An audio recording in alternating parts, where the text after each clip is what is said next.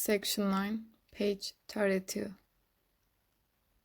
The result, of course, was that the young girl, who was the center of this elaborate system of mystification, remained the more inscrutable for her very frankness and assurance. She was frank, poor darling, because she had nothing to conceal, assured because she knew of nothing to be on her guard against, and with no better preparation than this, she was to be plunged overnight into what people evasively called the facts of life.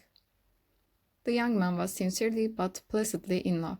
He delighted in the radiant good looks of his betrothed, in her health, her horsemanship, her grace and quickness at games, and the shy interest in books and ideas that she was beginning to develop under his guidance.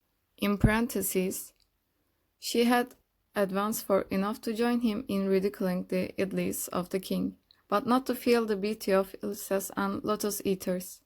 She was straightforward, loyal, and brave. She had a sense of humor, in parentheses, chiefly proved by her laughing at his jokes. And he suspected, in the depths of her innocently gazing soul, a glow of feeling that it would be a joy to waken. But when he had gone the brief round of her, he returned discouraged by the thought that all this frankness and innocence were only an artificial product. Untrained human nature was not frank and innocent. It was full of the twists and defenses of an instinctive guile, and he felt himself oppressed by this creation of factitious purity, so cunningly manufactured by a conspiracy of mothers and aunts and grandmothers and long-dead ancestors, because it was supposed to be what he wanted, what he had a right to, in order that he might exercise his lordly pleasure in smashing it like an image made of snow. There was a certain tiredness in these reflections. They were those habitual to young men on the approach of their wedding day, but they were generally accompanied by a sense of compunction and self-abasement of which Newland Archer felt no trace.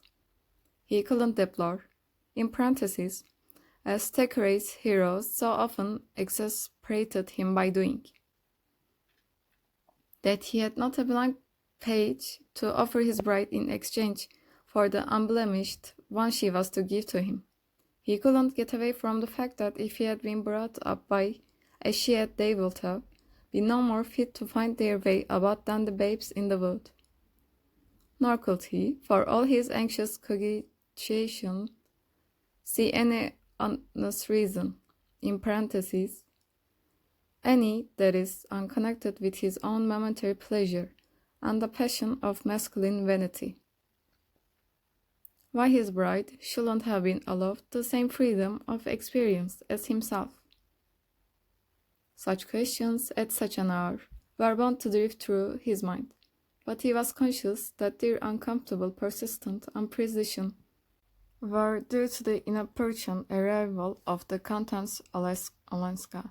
Here he was, at the very moment of his betrothal, a moment for pure thoughts and cloudless hopes, pitchforked into a coil of scandal which raised all the special problems he would have preferred to let lie.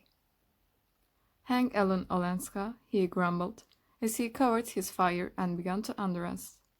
He couldn't really see why her fate should have the least bearing on his, yet he dimly felt that he had only just begun to measure the risks of the championship which his engagement had first forced upon him. A few days later the bolt fell. The Lovell Mingots had sent out cards for what was known as a formal dinner, in parentheses, that is, 3 extra footmen, 2 dishes for each course, and a rum and punch in the middle, and had headed their invitations with the words, "To meet the Countess Olenska," in accordance with the hospitable American fashion, which treats strangers as if they were royalties, or at least as their ambassadors. The guest had been selected with a boldness and discrimination in which the initiated recognized the firm hand of Catherine the Great, associated with such immoral standbys as the self-rich Marys, who were asked everywhere because they always had been, the Whitfords, on whom there was a claim of relationship, and Mr. Sillerton Jackson and his sister Sophie, in parentheses, who went wherever her brother told her to, were some of the most fashionable and yet most irreproachable of the dominant young married set. The Lawrence Leffords, Mrs. Leffords Rushworth, in parentheses, the lovely widow, the Harry Thorleys, the Reggie Chiverses, and young Maurice Dagonet and his wife, in parentheses, who was a van der Luyden.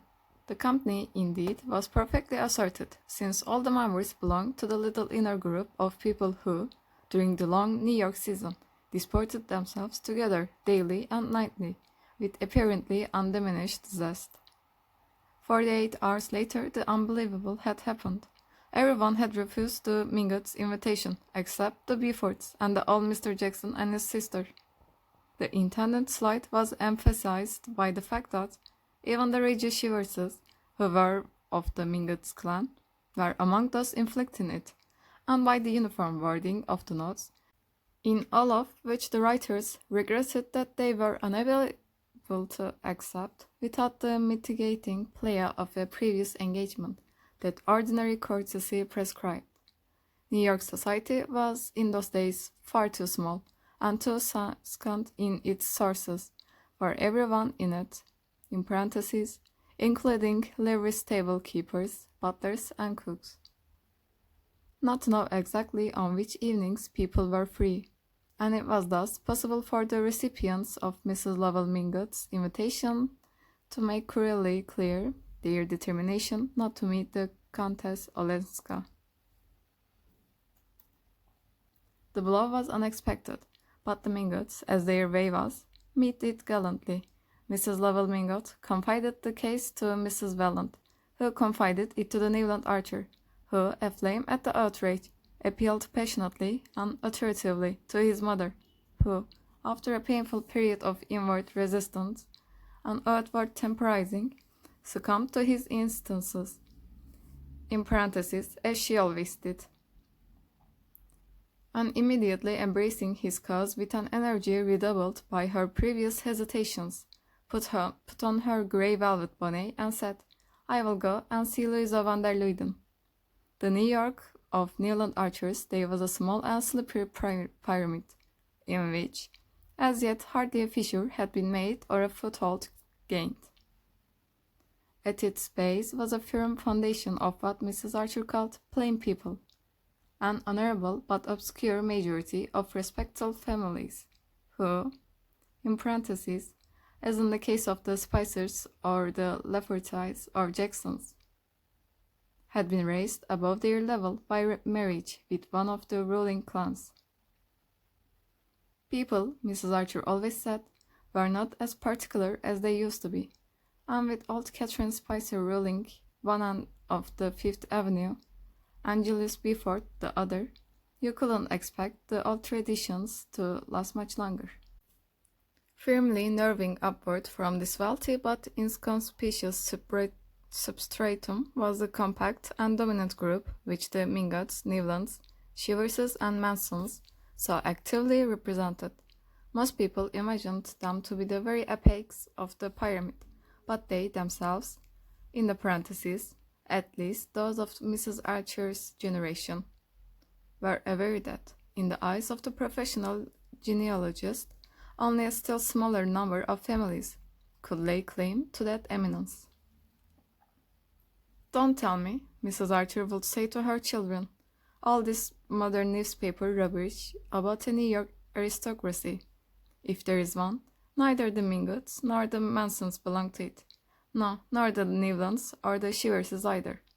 Our grandfathers and great-grandfathers were just respectable English or Dutch merchants, who came to the colonies to make their fortune, and stayed here because they did so well. One of your great-grandfathers signed the Declaration, and another was a general on Washington's staff, and received General Burgoyne's sword after the Battle of Saratoga. These are things to be proud of, but they have nothing to do with rank or class.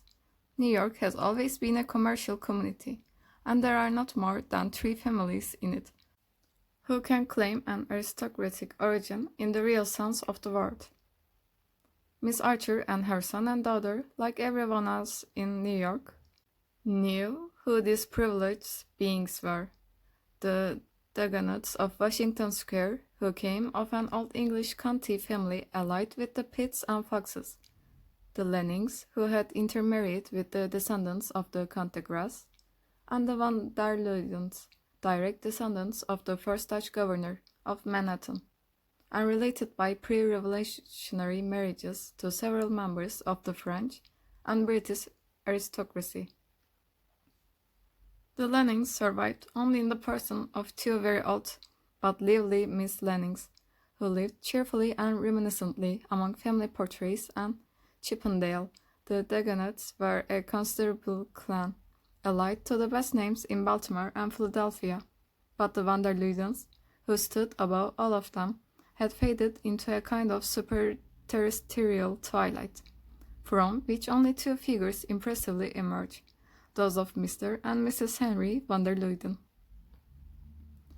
Mrs. Henry van der Luyden had been Louisa Dagonet, and her mother had been the granddaughter of Colonel Dulac, of an old Channel Island family, who had fought under Cornwallis, and had settled in Maryland after the war, with his bride, Lady Angelica Trevenna, fifth daughter of the Earl of St. Austray. The tie between the Dagonets, the Dulacs of Maryland, and their aristocratic Cornish kinsfolk, the Trevennas, had always remained close and cordial. Mr. and Mrs. van der Luyden had more than once paid long visits to the present head of the House of Trevenna, the Duke of the St. Austray, at his country seat in Cornwall, and at St. Austray in Gloucestershire, and his Grace had frequently announced his intention of some day returning their visit. In parentheses, without the Duchess, who feared the Atlantic. Mr. and Mrs. van der Luyden divided their time between Trevenna, their place in Maryland, and Skyttercliff, the great estate on the Hudson, which had been one of the colonial grants of the Dutch government to the famous first governor, one of which, Mr. van der Luyden, was still patron. Their large solemn house in Madison Avenue was seldom opened, and when they came to the town they received in it only their most intimate friends. "I wish you would go with me, Newland," his mother said, suddenly pausing at the door of the brown coupe. "Louisa is fond of you, and of course it's on account of dear May that I am taking this step, and also because, if we don't all stand together, there will be no such thing as society left." End of the section, page 36.